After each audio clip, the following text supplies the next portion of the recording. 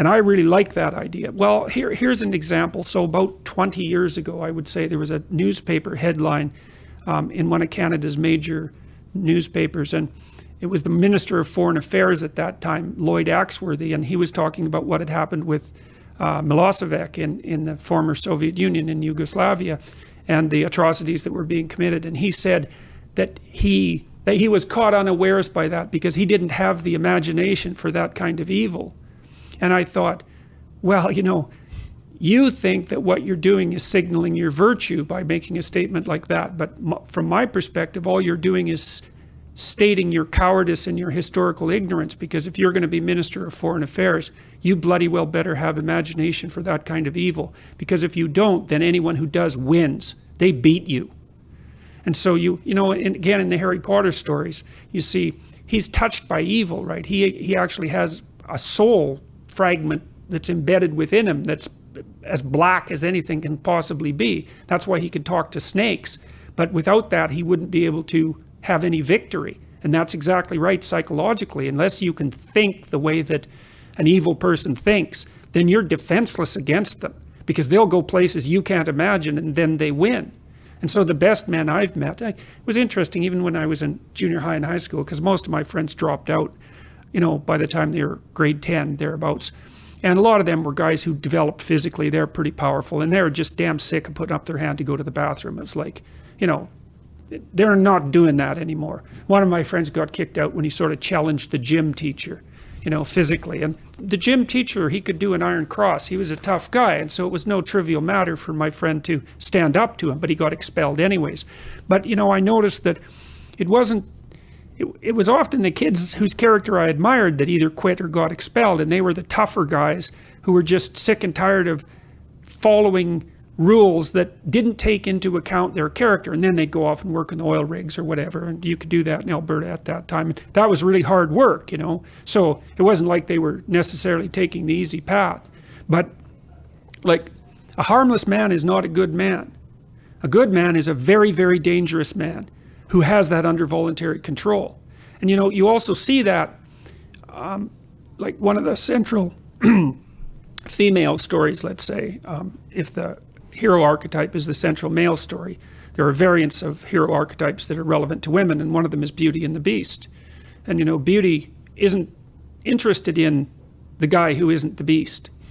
She's interested in the guy who's the beast, and that's exactly right. But she's interested in the guy who's the beast that can be civilized and disciplined, right, and who can use that in the service, well, let's say, of a family.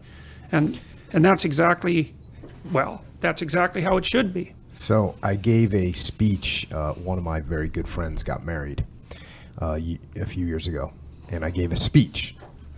And at this speech, he was a friend of mine, Seal. And at this speech, I was talking about what it was to be a man, and when I felt like I was a man. And I said there was three things that I felt let me transition from being, mentally insecure about who I was as a person to being, okay, I'm actually good with who I am. Number one was learning how to fight.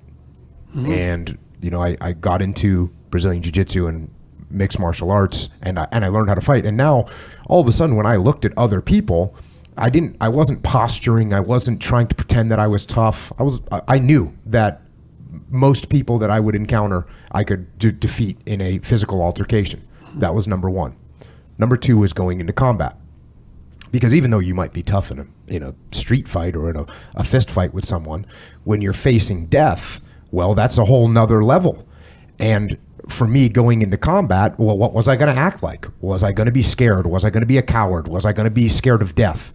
And when I went into combat, I wasn't. I was fine. I was okay with the fact that I could die, and I was okay with that. And I made good decisions and did what I was supposed to do.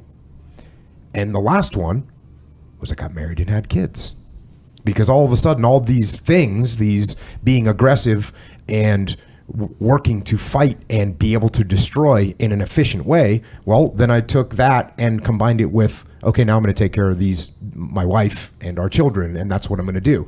And my point in giving this speech was he was a guy that had learned how to fight. He was a guy that had been in combat, and now there was one more step to take, which was, okay, now you're going to get married and you're going to take care of these people. So it's interesting that once again, that dichotomy that you talk about, it fits perfectly into the way I figured things out as a guy that went to high school and joined the military. It's kind of crazy, but it reinforces what you always say, which is that there's deeper meaning. There's a reason why I'm thinking that, and the reason is because of the things that you talk about and the way these things are overlaid throughout history for human beings to have gotten to this point. Yeah, well, you acted it out, which is what you're supposed to do, and it's better to act it out and to understand it. That's best.